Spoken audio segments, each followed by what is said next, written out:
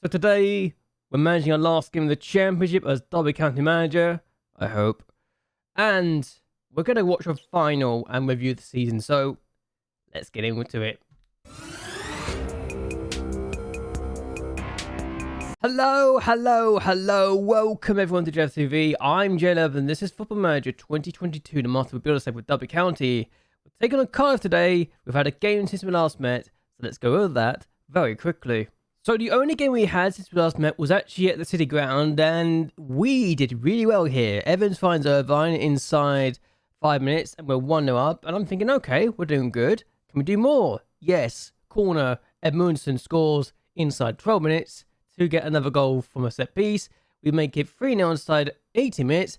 Evans finds Irvine. Irvine finds the back of the net to get his second of the game, and we're looking even better. Before we make it 4-0 inside 25 minutes, and Ferguson finds Bird, he finds Walsh, he finds Irvine through a deflection, and Irvine completes his hat-trick at the City ground in our biggest derby. Yet, suddenly, in the second half, we decide to be stupid, and Kennedy places in the middle, finds Somerville. Okay, that's fine, it's just one goal, shouldn't be too much an issue. If it was just that one goal, I wouldn't be so concerned, but then Somerville gets a second goal. Don't know what's going on here. Don't know why my players decided to give up a second goal. And then a few minutes later, 55 minutes in, it's 4-3. Somerville, playing his sister this time, finds Kennedy, 4-3. And I must confess, when they scored 3 goals in a matter of 6 minutes, I was panicking a little bit, but we held on for the 4-3 victory. So, crisis averted. That could have been a very awkward way to give up a 4-goal lead. I've never done that before, but we almost did. Still, as things stand, we are top of the table. We've actually now got a 14-point gap because Bournemouth decided to also lose. And that just sums up Bournemouth, really. QPR beat Brentford, Bournemouth lost to Swansea, and we just have an easy situation, it feels like. Over is the top goal scorer with 25 goals. Edmundson has now got 10 league goals in 40 matches. Yeah, I don't know what's going on either, but he's now got 10 goals in a league campaign as a defender from set pieces. He's been our best player at 7.49 average rating. If he doesn't win the player of the season, I don't know what he needs to do. But yes, we have our last game of the year. We're taking on Cardiff. Let's take on Cardiff. Let's beat Cardiff, who are actually not in a relegation fight. They were at one point, but they aren't anymore. Bax has been dropped because he got a 6.5 rating in the last match. So Garcia starts along with Williams, Edmundson, Creswell, Wilson, Brand, Bilic, Bird, Fraser, Walsh, Greenwood, and O'Neill. Am I going to start O'Neill? No, I'm not. I'm going to start Irvine. So yeah, there you go. On the bench, we've got Baxter, Hussey, Acosta, Evans, Gerbic, Cardoso, and O'Neill. Because Griffin got injured, he's out for 4 days, so he will not play in the last game of the year. But he has signed a new contract. We are starting to give out some new contracts. Hopefully that will be keeping players in our stead and keeping clubs away. Did Williams do badly? He got 6.5. I should drop him, shouldn't I? Yeah, let's do this. Hussey will start in the right back instead because Williams had a bad game last time out. So that's what we're going to do. Anyway, let's see how we do and let's win our last game of the year to get 106 points in the league to equal the points tally record. Because we can. It'd be nice. So, corner inside 2 minutes, Greenwood with the corner, and Edmundson scores again. 11 league goals from set pieces this year. Edmundson is just really good, and we're winning already. That's a good start. I'm just more shocked that Edmundson's been so good from set pieces this year. I don't know why he's so good this year. It's Fraser now. Bird. Oh, could have been a good ball to Irvine, but wasn't. Chris gets the ball back. Here's Clark instead. Now, Ngakia. Makati. Negatia. Oh, that could be a chance. Oh, they hit the bar. And I don't know how Cardiff have not scored that. So half time, it is 1-0. And QPR losing to Oxford United at home to Oxford, which means that right now, despite winning, Huddersfield are going to go down. Because they needed Barnsley and Oxford to not win. Barnsley have also decided to take a point. So if Barnsley were... Oh, I think Barnsley should be safe anyway. But if Barnsley somehow managed to get a draw against Birmingham, there'll be a point clear of Huddersfield anyway, so awkward times for them. For whatever reason, we've not been very good in this game, and we've only seen the 2 highlights. One, we've hit the bar. We've actually only had 2 shots. They've had 5. And we've nuggeted the ball away. Hussey's lost the ball to Clark, and I'm not happy with this right now. If we concede, I'd be very disappointed with this performance because it feels like we've been very complacent. And for a team that's got 103 points and has been really good all year round, this is not the way to end the season. Bagan in the middle and over the bar. We honestly should be very lucky we're not conceded again. I'm actually going to have to start getting very angry with the team in a bit because we've got another highlight for Cardiff and McAtee. This should be a goal. They are missing these chances they should be taking. I don't know why. I've just berated the players because I genuinely got upset with them for the fact they were literally giving them too many opportunities and now they've suddenly responded. Evans now. Greenwood. Gerbic. Andor Gerbic. He's missed it, but it's a good chance. That is probably the first one really created since the goal, and that says a lot. And now we got a corner, Bird to take, and I don't know what to think about this performance so far, but Edmunds has scored. How do we get so lucky? Literally, how do we get so lucky? That should not have gone in. That is so unfortunate for Cardiff, but should never have gone in. When it goes for you, it goes for you, but this should never have gone in. I think the keeper saved it, couldn't keep hold of it, and somehow it's gone straight to Edmundson. And we win 2-0 at the last game of the season. We were not good, but we got the win either way. So yeah, we win 2-0. Wilson and Brands played his last game, as has a few other players, so there you go. And despite not doing very well, we win 2-0 and finish 16 points clear of Bournemouth, who were held to a 1-1 draw by Ipswich. QPR lost, so we finished 21 points clear of them. Huddersfield went down because they actually did lose to Nottingham Forest in the end, and it didn't make much of a difference for them. And yeah, we have just seen the last game for Wilson and Brand, so that's fair.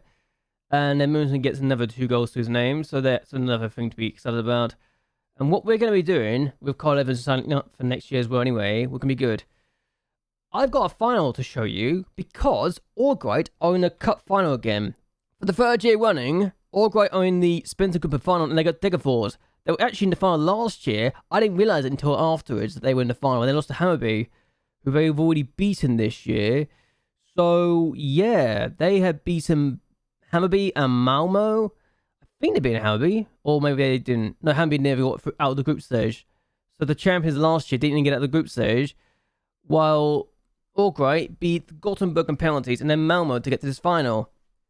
And I like to think that given they've been two of the toughest teams in the competition left, they should win this now. I'm going to watch this final myself, so that's fun.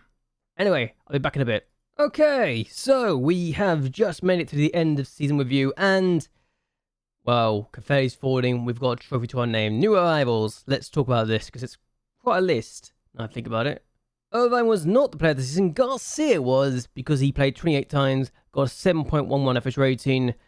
Evans was quite good, 8 goals, 10 assists, it was a 7.14 rating. We then had Riley, who actually was quite good in the end, even if I didn't play him a lot, while Irvine got 29 goals and 5 assists in 42 matches. Williams did quite well for 525,000, while Acosta signed for 3.1 million. Turns out to be quite a good bargain in the end as far as I'm concerned. Greenwood's deal was quite decent, even if he wasn't amazing. Hayne, we paid 2.4 million for this guy, and we didn't really play that much.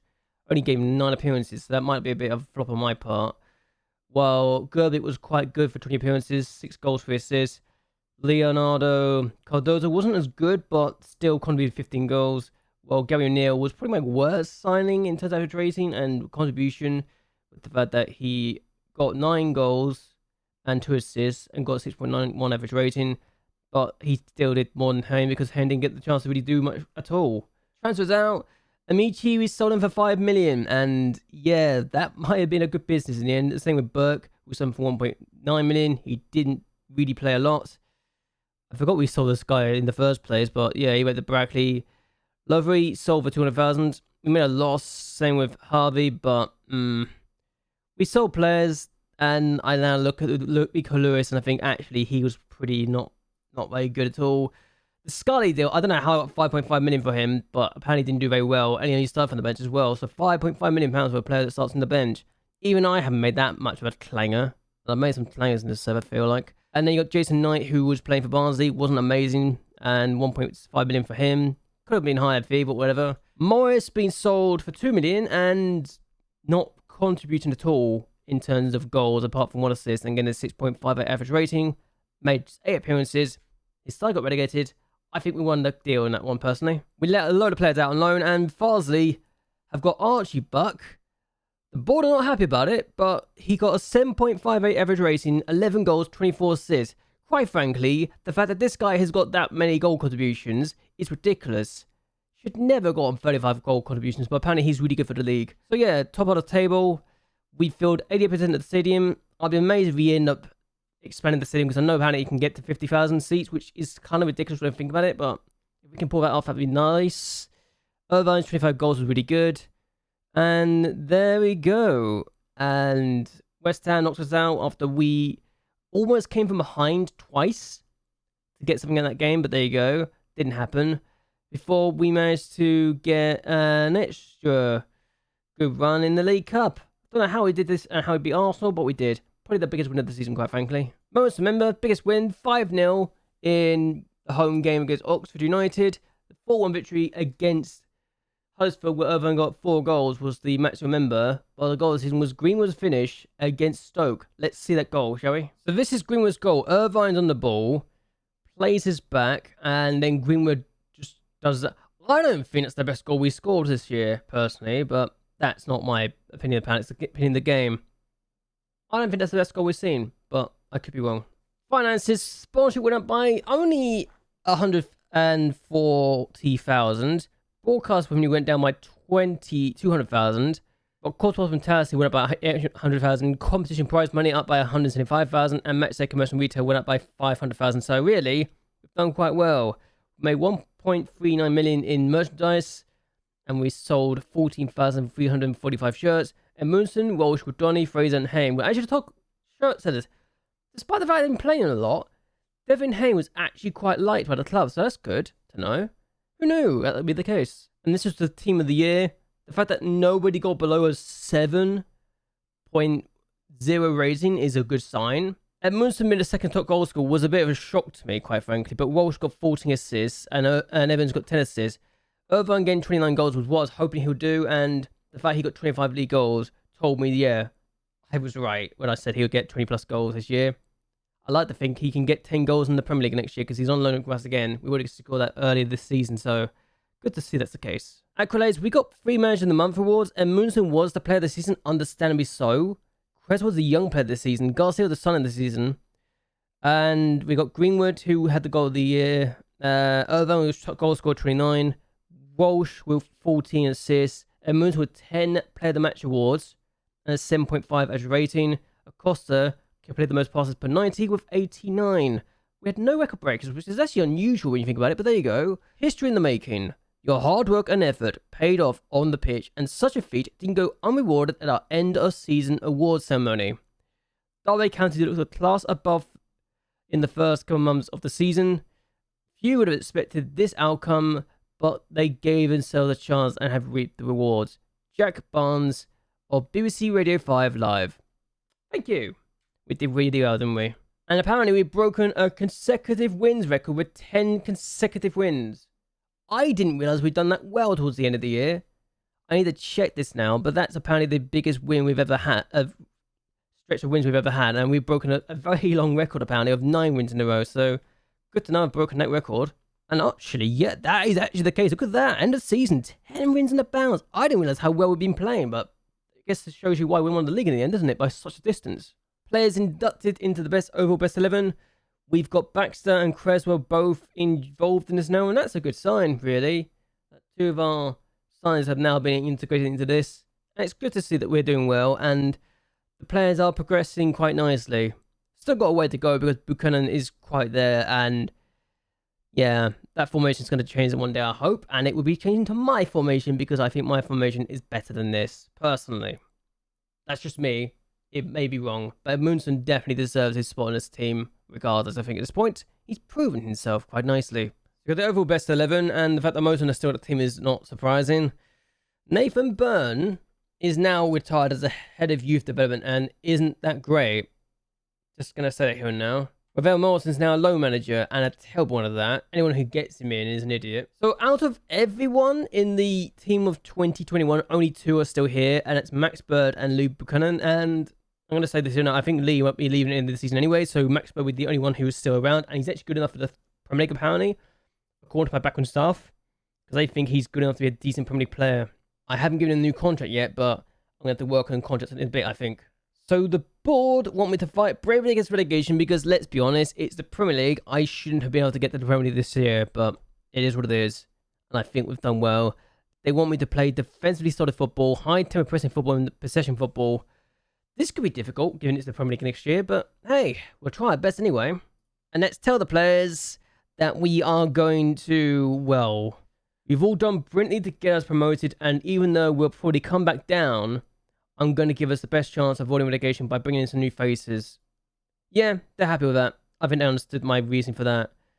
And I'm not going to give any promises, because let's be honest, I've already said I'm going to bring faces in, and really, I need to bring faces in. It's not surprising. We are going to be struggling this year, I think, and we're not going to enjoy this at all.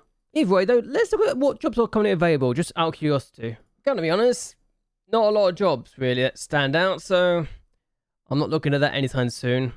Even if them are available, I'm not interested. It's not actually that many jobs, really, so we'll need to wait for a bit before any jobs come out anyway to tickle my fancy, quite frankly. I'll be back in the bit, I think, after the playoffs or for the cup final, one of the two. Okay, so financial fair play, we've actually made 15 million. When do we make 50 million is my question. We've also got new budget. We've got hit with a tax bill of 500,000 apparently. Apparently we made a profit of 2.55 million this year. And we've got a new, wait. We've got a new telecommunications company giving us a new 8-year deal, which is worth 5 million. And there's 2 new deals, which is now taking our sponsorship up to how much again? Hold on. I need to figure this out. We've now got 25 million, and our sponsorship is now up to 15.7 million. Has that gone up or down? I feel like that's gone down. I don't know why. It just feels like it's gone down. We've got 25 million to work with, though, and that's fine. Skeleton budget is the same as last year. That's fine. Oh, I've also been scouting Wonder Kids because I might as well start scouting some young talent to see what we can do with it. So we are officially signing Lee McMahon from Sheffield United to be a sports scientist, and quite frankly, he's pretty good. I'll be a fool not to take him on. So we're signing him. So I've just got this offer for Baxter, and he's worth between 2.1 to 4.7 million. I'm probably going to reject this, but I'm guessing offers for Baxter, and I can't believe it. So there you go. Yeah, I rejected it. Wait, Real Madrid? Hold the...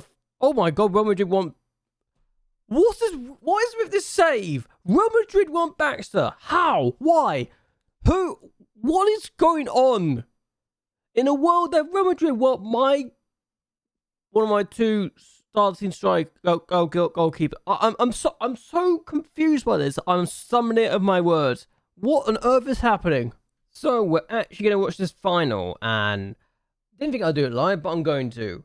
I'm excited because it's the 3rd consecutive final Allgrat I've been in, and actually Allgrat are doing quite well in the league. I'll have to show the league table afterwards, but if they win, they're in Europe this year, and I'm thinking, wow, another European tour for them. Good stuff, hopefully. I want them to do well. Please do well. I'll have to pause and see how much of the team we recognise, and we can do that now. So Allgrat, 16 still there. Buzz, Slavic, still there. Only Selin, the guy I brought before I left, is still there. Ericsson is there now as the main man. Ekman, Vesetisic, Bosic, Storm, Mizkov again. Actually, most of this team is the same, apart from this guy. Jeffrey, Ajay, Bronny. We've also got Sangui, Petalago, Goldquist as well. So pretty much most of this team is still my team. And it's good to see them in their 3rd consecutive final, even though they're going for a different formation now. But they're fighting for the title this year, potentially. I want to see them do well. And we're going to see how they do here, because this is a very interesting situation to find ourselves in, where my former team are the team that's currently trying to get a 2nd cup final win in 2 years, and that's not a good start, and Money makes a good save after making a mistake initially. So hopefully, we'll see our former club win today, and I'm here supporting my former team, the team I left, to go to Derby County as they bid to get into Europe for the 2nd time in 3 years. I Can't watch this. I want to be starting to encourage the players to start doing better, but we collect the ball. I'm saying we as if I'm still their manager. It's so weird that I'm saying that like I'm their manager, but Degerford's been a better team so far, unfortunately. And I'm really hoping that this is not just because I turned up, but they lost the last final 2 against Hammarby, who ended up being knocked out of the group stage. So, Uruguay are the only side to have gone to consecutive finals to my knowledge in recent years. And they've done it in 3 in a row. And now is Ajay Brony. He's gone over. He's trying to hit the keeper. He's gone too far over, and it's a chance. Okay, throw for Degerfors. And I didn't think this is one of those games where I'm actually invested as much as I am, but I am invested in this. Ketting Rollerstig. And this is actually, I think, the first time I've actually done this sort of thing. Or at least, to my knowledge, I've actually shown a cup final of a club I used to manage. I never had the opportunity, I don't think, to do this before. But here's Gravius, no Orkvisk, now Gravius, and Rasmussen gets the ball away. Here's Miskovic, now Ackerman. And a lot of these players are still mine. I know what they are capable of doing. Rasmussen, good ball to Ajay Bonny, and Ajay Bonny scores. We lead. They lead 1-0, and we could be looking at a very lovely situation where my former club wins their second cup final in 2 years, in 3 years. And, oh, this is exciting times. Ackerman finds Rasmussen do what I know he's done before for me in the past, and that is bad keeping from their point of view, but it's a good finish. 1-0. Now, on the ball again, and this feels like a team I'd manage. It really does. Glavik, Silin, Eriksson, Storm, is Bozic, the man who's their best player apparently. Miskovic, Storm, Ajay Brony gets a second. It's 2-0 Orgride, I think. Unless Degerfors turns around, Orgride are going to win the cup for the second time in 3 years. And the first time since we left. And this is really lovely to see that the team I practically built are doing this well. It's really lovely to see. Only Ajay Brony is the difference from what I can remember. But same, it's a different formation, but pretty much the same team. And only he is the difference. And he's got both the goals so far. So hopefully he can get a hat-trick. So it's 2.5 half time and the team are looking really good. And I'm really excited to see how they do here. So highlight immediately for Degerford. They're gone for goal. It's over the bar. So chance. So Orgride are 23 minutes away from winning this cup final. And I am very excited. Don't get the ball, but Vesetic gets back anyway. And now Storm and Ajay Brony makes it 3. He's got a hat-trick in the final. And I think it's over now. We are going to see them win. And I am so happy to see them doing well after a bit of a slow start to the game. But they've really got into this now. And it's going to be theirs. 3-0 to Orgride. And we're going to see them get another trophy to their collection. It's a free kick. I don't see Orgride losing this game. But Graphics can still get a goal. It's a goal. But Julian Gari's the man to get it. And it's his first ever goal for Degerfors. No more of the consolation really. But it's a bit lucky. I think he's hit the post. No, Mullins saved it. It's just gone straight to one of their players, unfortunately, and it's a goal. But 3-1. Another highlight immediately now, and I'm certain they won't throw this away, but there are still a few more bits to go. 2-goal lead. They should be safe. Should be. If it was a 1-goal, they'd be less confident, but I'm certain they will not lose this now. Good ball. Oh, it's almost there from Bozic and Eskelinen with the pass forward. And Sangri's not got to that, but he's got the ball now. Here's Ajay Brony, now Bozic, and ball through to Baltimore. How did he get to this? I don't know how he's got to that, but here's Ackerman, and now Orgride, Glavik.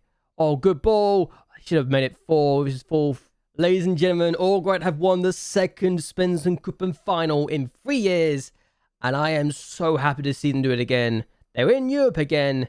And they're challenging for the league. And this, as far as I'm concerned, was a nice little stop to make before we went on to other things. I think now, watching them do this for the second time in 3 years shows me that I left the club in a good position, even if I did leave them a bit earlier than I was expecting to. But hey, Orgride are the Svenska Cupen champions for the second time in 3 years. Their new manager, who I don't think has left since, I think is my successor, has won his first silver. I think it's still the former Malmo manager.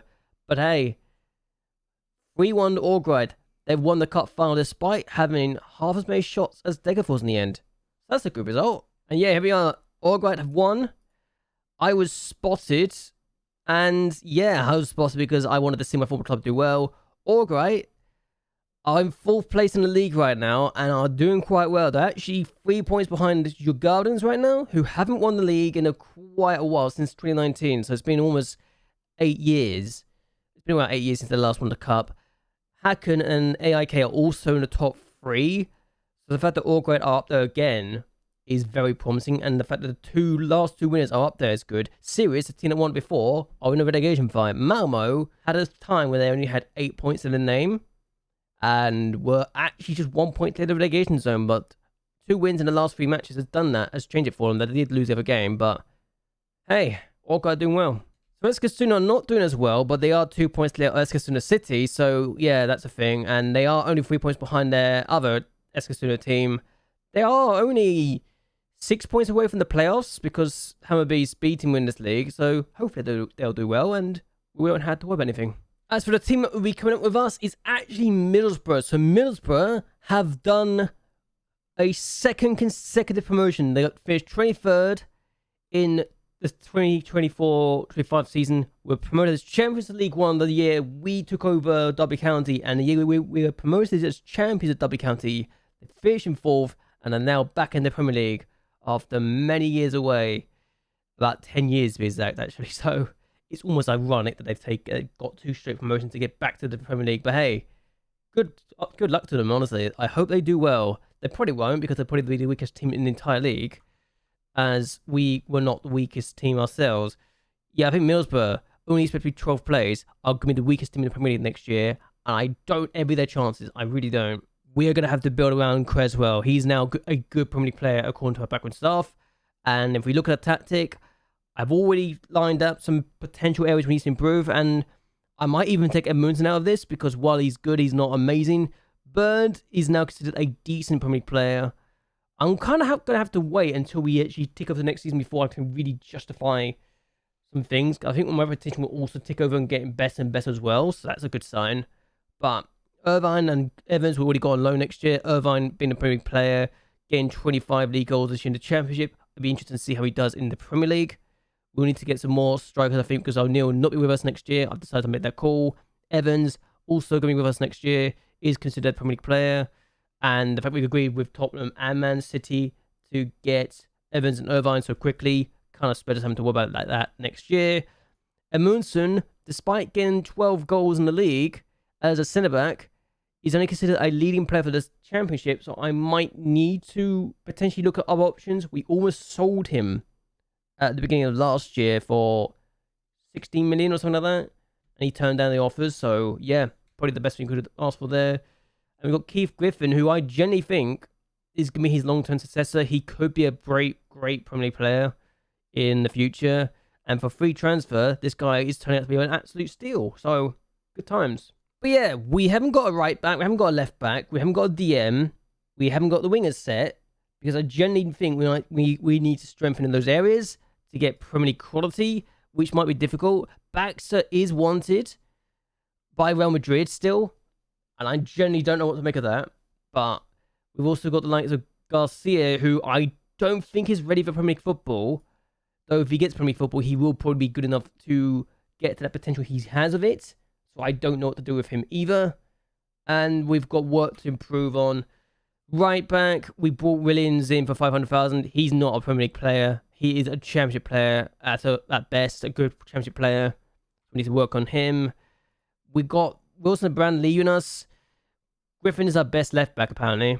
William Buchanan are not good enough, and Williams is all because they can play there. Hussey is a centre back, first and foremost, and that's a thing.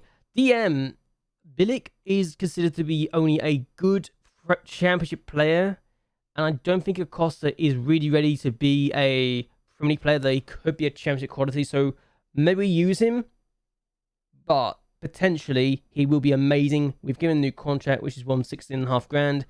Because he's Championship level. I think that's what you should be getting as a Championship level team. And I don't know what else I can be saying. I think he is one of those things where I genuinely don't know what to do. But either way, A lot of work needs to be put into the team. I want to say Walsh can be a good Premier League player, and he has potential to be a decent one only, but he's inconsistent, and he's only considered to be a good Championship player right now, but he's also wanted by Real Betis. If Real Betis could be 50 million, I'm probably willing to sell, and that, I think, is a good enough reason as any, because while he's got the speed and acceleration, I think he's kind of average at best. I don't think he will be amazing in the Premier League if you want to really make this team amazing. The fact that Rodon is considered better in that position is a bit surprising. I don't think he'll be good enough, even if he's homegrown almost. But yeah, he's not really homegrown. He's come from Wimbledon, so we need to get a lot of homegrown players, and there's a few areas we need to work on. Cardozo is now considered better than Greenwood, so Greenwood will not be back next year. I'm curious if I should just throw Cardozo into the first team and go from there. He's worth between 17.5 to 21 million. So if a big offer comes in for him, I would probably be open to selling him as well. We gave him first team football at Malmo or not, and we've got the best out of him. I think we could have got some. Wasn't amazing, but he's got good attributes. I just think we need to get more out of him, and he needs to develop more. I don't know how good of a Premier League player he'll be. I think he'll be considered a decent Premier League player, but compare him to Greenwood. Greenwood is just not one of those players I think we should really bring back next year. I don't think he's amazing, to be completely honest with you. Apparently, we don't have the most other than recall, but when we brought him in, he was considered to be a Championship player. I don't think he's improved a lot, so we need to improve the scoring massively. There's a lot of areas we need to improve on, and I don't know. We just need to really figure out what we want to do and where we can improve it. But what I'm going to do is end this here. I hope you guys have enjoyed yourselves. I hope you guys like the in-depth view of what I thought about the squad, and liking to watch the final that we just watched, that we saw Uruguay win their first trophy since I left them. The Spencer Cupen again. But I want to hear your thoughts and opinions. Do you think I am correct with where I feel we need to strengthen? And do you think we will actually survive in the Premier League if we make those changes and bring those players in with the 36.5 million we've got in the transfer budget? I want to hear your thoughts and opinions down below.